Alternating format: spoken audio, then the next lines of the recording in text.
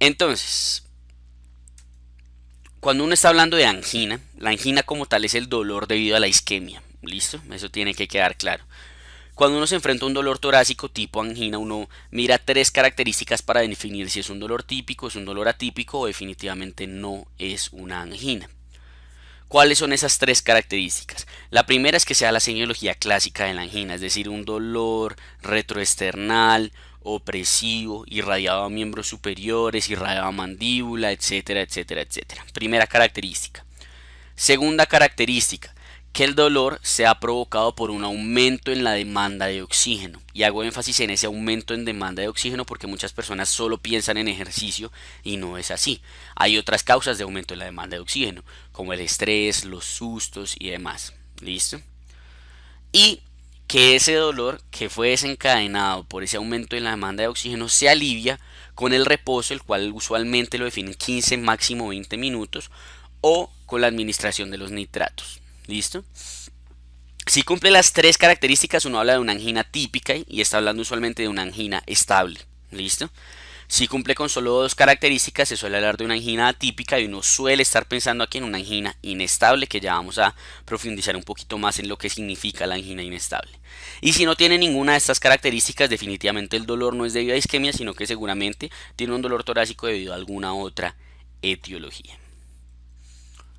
La angina inestable entonces lo que va a significar o lo que va a representar es una angina en la cual no va a ser esa que dijimos así linda, en la cual se desencadenó por aumento en demanda, no sé, el paciente hizo ejercicio, le dolió, reposó y se le quitó y no duró más de 20 minutos. La angina inestable va a tener estas características. Es una angina que se desencadena en el reposo.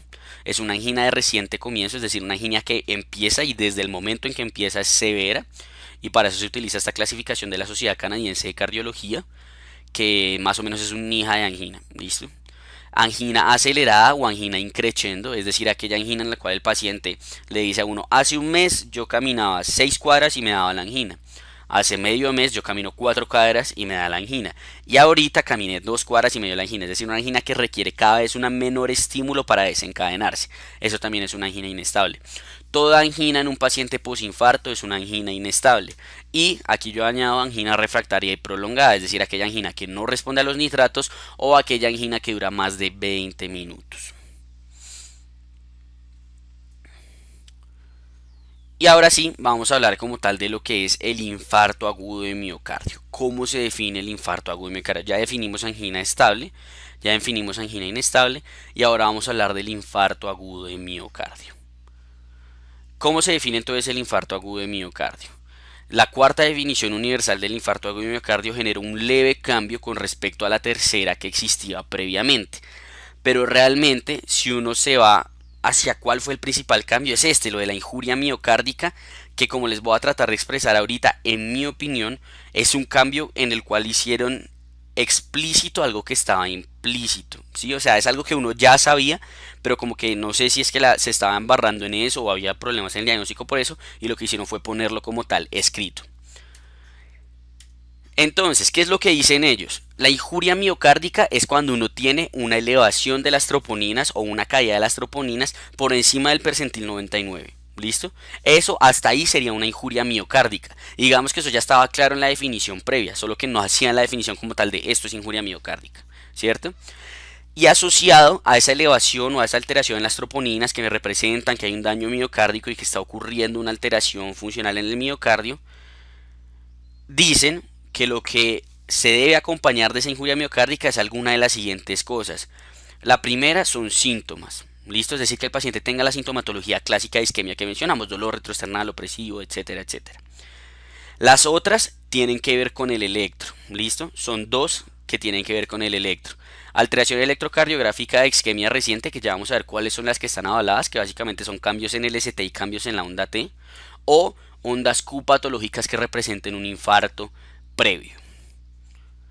Después van a hablar de imagenología, es decir, que haya una imagen sugestiva de isquemia que usualmente va a ser un ecocardiograma con disinesia o aquinesia, pero ahí también puede haber resonancia magnética cardíaca, etcétera. Pero usualmente es un ecocardiograma que le muestra a uno una disinesia o aquinesia, es decir, una alteración en la contractilidad del corazón. Y la última es que uno evidencie un trombo. ¿Listo? Y el trombo se puede evidenciar o en la angiografía cuando le van a hacer la reperfusión o si el paciente se murió en la autopsia. ¿Listo? Entonces, injuria miocárdica asociada a cualquiera de estas 5 que están ahí es un infarto agudo de miocardio. Si solo hay la alteración de las troponinas sin ninguna de estas, es que hablamos de injuria miocárdica y que eso puede ser causado por T, puede ser causado por miocarditis, etcétera, etcétera, etcétera. ¿Listo?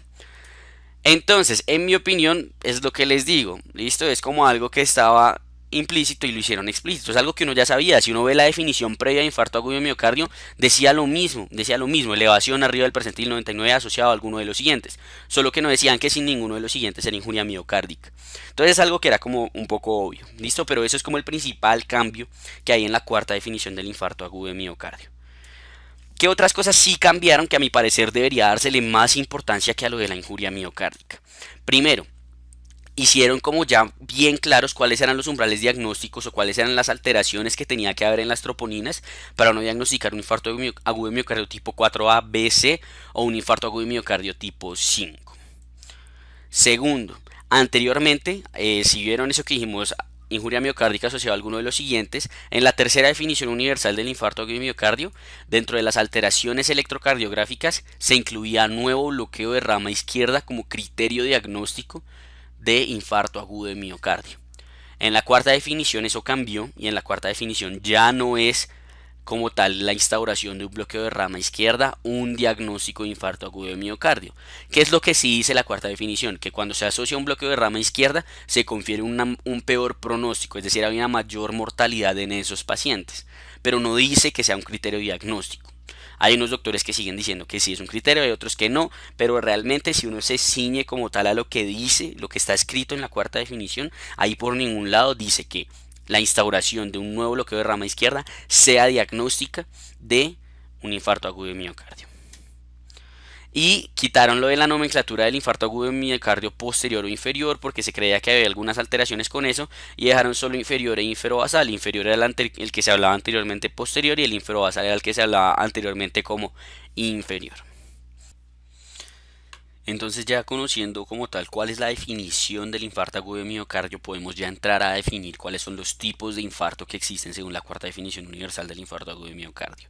Hay 5 tipos, el tipo 1, el tipo 2, el tipo 3, el tipo 4 que se divide en A, B y C y el tipo 5.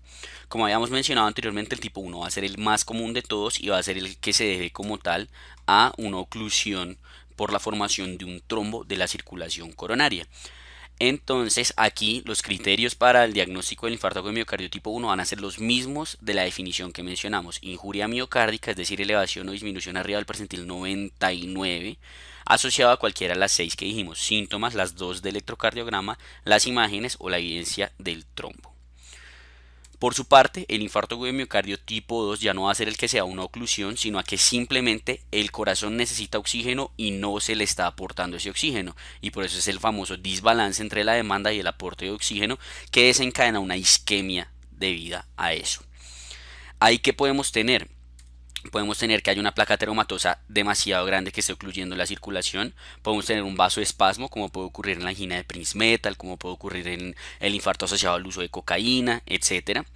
Puede haber disección coronaria, puede haber alteración como tal en la suplencia del oxígeno, por ejemplo en un coranémico o algo por el estilo, en una cardiomiopatía séptica, en algo, ¿listo? Y ahí diríamos que los criterios para el diagnóstico del infarto tipo 2 pues claramente eliminarían el que había aquí abajito, que era el de la evidenciación del trombo, porque pues ya no va a haber trombo. El infarto agudo de miocardio tipo 3 va a ser la muerte súbita. Listo, paciente en el que se sospecha que tenía un infarto y se murió antes de poder diagnosticarlo. Una vez se diagnostica el infarto, si digamos, no sé, en la autopsia se evidencia un trombo en la coronaria, pasa de ser un infarto tipo 3 a un infarto tipo 1. ¿Listo? Es un infarto tipo 3 o diagnosticado como muerte súbita hasta el momento en el cual se defina cuál de los tipos de infarto era. ¿Listo? Mientras tanto, si es tipo 3, pero cuando ya se defina cuál es, pues es un tipo 1. Y ahora vamos con el tipo 4 y el tipo 5. El infarto agudo de miocardio tipo 4 va a ser el cual se debe a la angioplastia percutánea. La angioplastia es cuando uno se mete con un stent y infla un balón allá en la coronaria. Uno puede tener dos escenarios, que el paciente ya tuviera las troponinas alteradas de base o que no las tuviera. Sea cual sea el escenario, debe haber un aumento de 5 veces el percentil 99. Listo, debe estar 5 veces más arriba del percentil 99 del laboratorio de referencia que se esté utilizando. Ahora, si ya estaba alterada de base, perdón, la troponina previo al procedimiento y previo a la instauración del nuevo infarto, ahí tenemos que nuevamente el infarto, la elevación de las troponinas debe ser 5 veces arriba del percentil 99, pero debe haber un cambio mayor al 20% en la troponina que se tenía anterior y la troponina nueva con la cual se está diagnosticando este nuevo infarto. ¿Listo? Por su parte, el tipo 4B y 4C van a ser aquellos debido a trombosis del stent en el 4B y reestenosis del stent en el 4C. Ahí, digamos que los criterios diagnósticos van a ser exactamente iguales al infarto agudo de miocardio tipo 1 y en el 4B hacen una clasificación temporal que el agudo es 0 a 24 horas, subagudo hasta 30 días, tardío 1 año y muy tardío más de 1 año. ¿Listo?